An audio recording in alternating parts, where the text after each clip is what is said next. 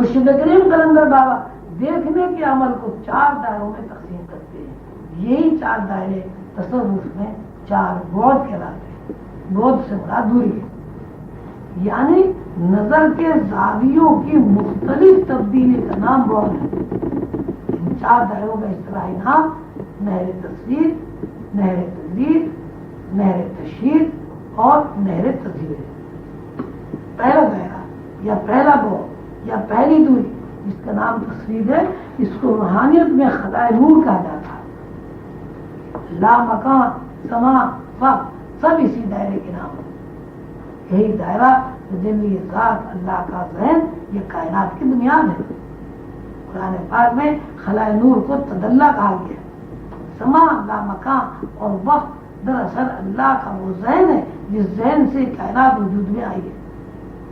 اللہ کے ذہن میں جس ارادے نے کن کہا وہ ارادہ یا ذہن کی وہ حالت زمان یا وقت ہے. جس ارادے نے کن کہا وہ ارادہ یا ذہن وہ حالت زمان یا وقت ہے.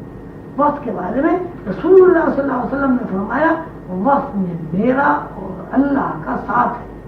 اللہ زمان ہے، راستہ ہے، لامکان ہے، وقت ہے اور میں مکانیت ہوں اور مسافر ہوں. اسی بات کو سیدنا حضور علیہ السلام نے دوسری طرح بھی بیان فرمایا ہے. فرماتے ہیں وقت کو برا نہ کہو، وقت اللہ ہے. یعنی زمان اللہ کا ذہن ہے، وقت لامکان یہ زمان غیر متغیر دائرہ ہے. ایسا دائرہ جس میں کسی قسم کی تبدیلی واقع ہوئی ہے اور تعطل واقع ہوتا ہے. یہ دائرہ دراصل ازل سے ابد کی حد ہے. اللہ تعالیٰ کا ارشاد کن اسی دائرے کا احاطہ کیا گیا. اس بات کو وضاحت کے ساتھ قرآن پاک میں اللہ نور السماوات والارض کی آیت کی تفصیل میں سمجھا جائے. جیسا کہ آپ حضرات کو بتایا گیا ہے اور پچھلے اسباق میں بھی کافی وضاحت کی گئی ہے کہ یہ ساری کائنات صرف نگاہ نظر ہے. جب تک روحوں کو یا کائنات کے افراد کو نظر منتقل نہیں ہوئی اس وقت تک ساری کائنات عالم تحیر میں تھی. جب اللہ تعالیٰ نے فرمایا الستو بربکم تو کائنات میں جتنی بھی ارواح تھیں اور ہیں انہوں نے اس آواز کی طرف متوجہ ہو کر دیکھا. انہیں اللہ کا ادراک حاصل ہو گیا. ادراک دراصل وہ نظر ہے جو انسان کو ساری کائنات کو ان کے بعد منتقل ہوئی. یہی وہ نظر ہے جسے پہلا بعد کہا جاتا ہے. اس کے بعد کائنات کے تینوں دائرے مکان ہیں جن کے نام بالترتیب بعد نمبر 1، بعد نمبر 2، بعد نمبر 3 اور بعد نمبر 4 ہے. بعد نمبر 1 نظر، بعد نمبر 2 نظارہ، بعد نمبر 3 ناظر، بعد نمبر 4 منظور. ان چاروں بعد کو شہود، مشاہدہ، شاہد اور مشہود بھی کہا جاتا ہے. نظر یا شہود، نہر تصویر یا زمان کائنات کی ساخت میں اصل بنیاد ہے. اس میں کبھی تغیر واقع نہیں ہوا اور نہ ہو سکتا. اپنی جگہ بڑی حقیقت ہے. اسی حقیقت پر تینوں مکانیتوں کی عمارت قائم ہے. زمان یا لامکان، زمان یا لامکان راستہ ہے اور باقی 3 بعد مکانیت یا مسافر ہے. راستہ ایک ہے، سفر کرنے والے افراد الگ الگ ہیں. حقیقت کبریٰ یا کائنات کی اصل بنیاد کے بعد پہلی مکانیت نہر تجرید کہلاتی ہے جو مشاہدہ یا نظارے کی نوعیت میں اپنا وجود رکھتی ہے. دوسری مکانیت نہر تشہیر، شاہد یا ناظر کی نوعیت رکھتی ہے. تیسری مکانیت جسے نہر تذہیر کہا جاتا ہے شہود یا منظور کہلاتی ہے.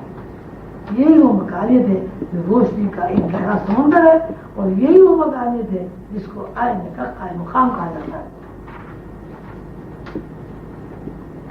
ہم جب لفظ روحانیت زبان سے ادا کرتے ہیں تو دراصل اس لفظ کے معنی اور مفہوم یہ ہوتے ہیں کہ ہم کسی ایسی طرز فکر کا تذکرہ کر رہے ہیں جو طرز فکر دنیا میں رائج تمام مادی علوم سے الگ ہے. مادی علوم ان علوم کا تعلق طبیعت سے ہو، نفسیات سے ہو، مابعد النفسیات سے ہو. ہر علم ہمیں ایک روشنی دیتا ہے. وہ روشنی کتنی بھی زیادہ ہمیں حاصل ہو جائے ہمیں بہرحال یہ یقین کرنے پر مجبور ہونا پڑتا ہے کہ کائنات میں جو کچھ موجود ہے اسے ہم دیکھ رہے ہیں یعنی ہم جو کچھ دیکھ رہے ہیں دراصل وہ ہماری مادی آنکھ دیکھ رہی ہے. اس کے برعکس جب روحانی طرز فکر بیان ہوتی ہے تو وہ طرز فکر ہمیں بتاتی ہے کہ دیکھنے کی دو طرزیں ہیں, دیکھنے کے دو زاویے ہیں.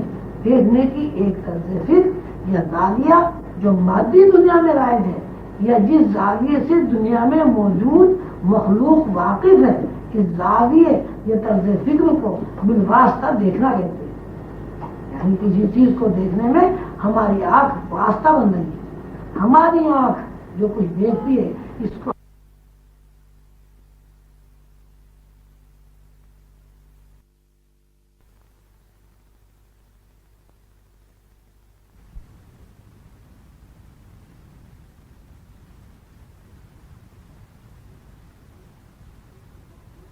ایک طرز فکر یا زاویہ جو مادی دنیا میں رائج ہے, یا جس زاویے سے دنیا میں موجود مخلوق واقف ہے, اس زاویے یا طرز فکر کو بالواسطہ دیکھنا کہتے ہیں.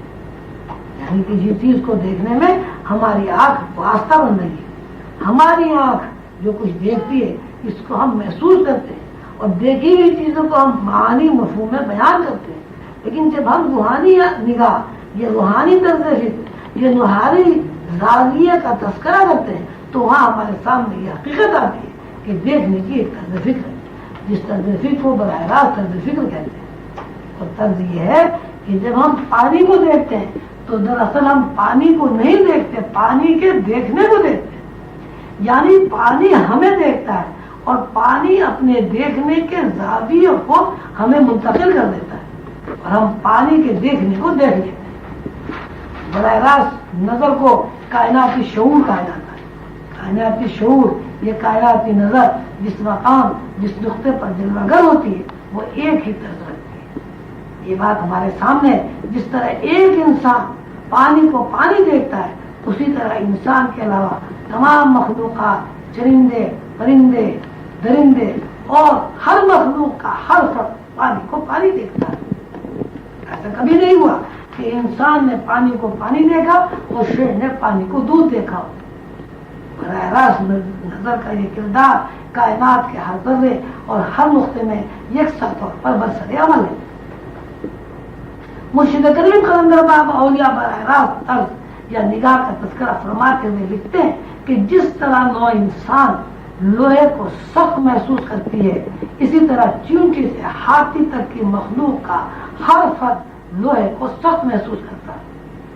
یہ براہ راست طرز نگاہ تمام کائنات میں مشترک ہے, اور یہ کائنات میں مشترک اس لیے ہے کہ اصل بات یہ ہے کہ انسان لوہے کو نہیں دیکھتا, لوہا انسان کو دیکھتا ہے, اور انسان لوہے کے دیکھنے کو دیکھتا ہے. کائنات میں پھیلے ہوئے تمام مناظر اسی قانون کے پابند. مرشد کریم قلندر بابا اولیاء تیسری مثال یہ دیتے ہیں کہ جس طرح آدمی چاند کی طرف نظر اٹھا کر چاند کو جس شکل و صورت میں دیکھتا ہے, اسی طرح چکور بھی چاند کو اسی صورت میں دیکھتا ہے. جس طرح ایک آدمی پانی پی کر آنکھوں کی سیرابی کرتا ہے, اسی طرح گائے بھینس پانی پی کر اپنے جسمانی نشوونما کرتے ہیں. اسی طرح درخت کی جڑیں پانی کو پانی سمجھ کر پانی سے فائدہ اٹھاتی ہیں.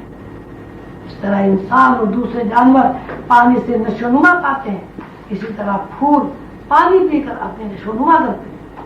جس طرح ایک سانپ دودھ پی کر دودھ کو دودھ سمجھ کر پیتا ہے, جس طرح ایک سانپ دودھ کو دودھ سمجھ کر پیتا ہے, اسی طرح بکری بھی دودھ کو دودھ سمجھ کر پیتی ہے.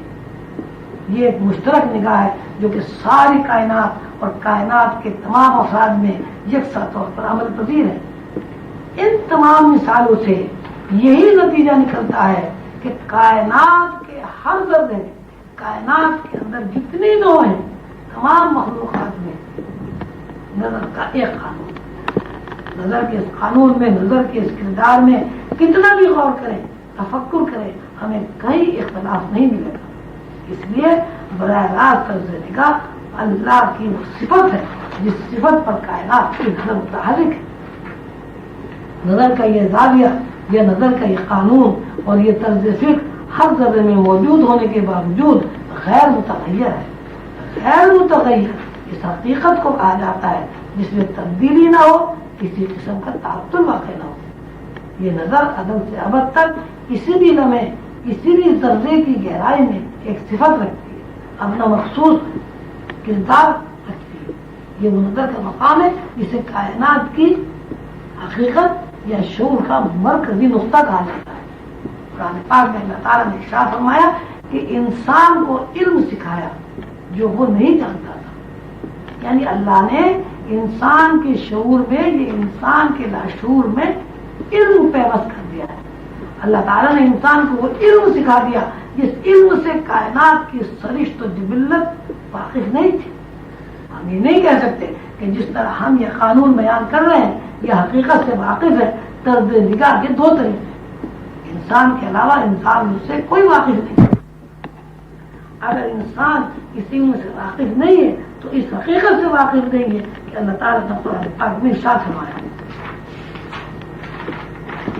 और जिस वक्त के दुरुस्त करूं और फूंकूं इसके बीच अपनी रूह में से, बस गिर पड़ो वास्ते इसके सीधा करते हुए। सूरह स्वात आयत 72। फूंकूं इसके बीच अपनी रूह में से, यही वो इल्म है जो इल्म अल्लाह ताला ने आदम के अलावा कायनात में किसी मखलूक को नहीं सिखाया। कुरान पाक में अल्लाह ताला ने यह भी इरशाद फरमाया कि मैंने आदम को तमाम अस्मा का, यानी अपनी तमाम सिफात का, यानी बराह रास्त तर्ज फिक्र या तर्ज निगाह और कायनाती शऊर का इल्म सिखा दिया। कुरान पाक को इन आयात से हम, कुरान पाक की इन आयात से हम इस नतीजे पर पहुंचे हैं कि इसके अलावा कोई नतीजा मुरतब नहीं होता कि कायनात के अंदर इंसान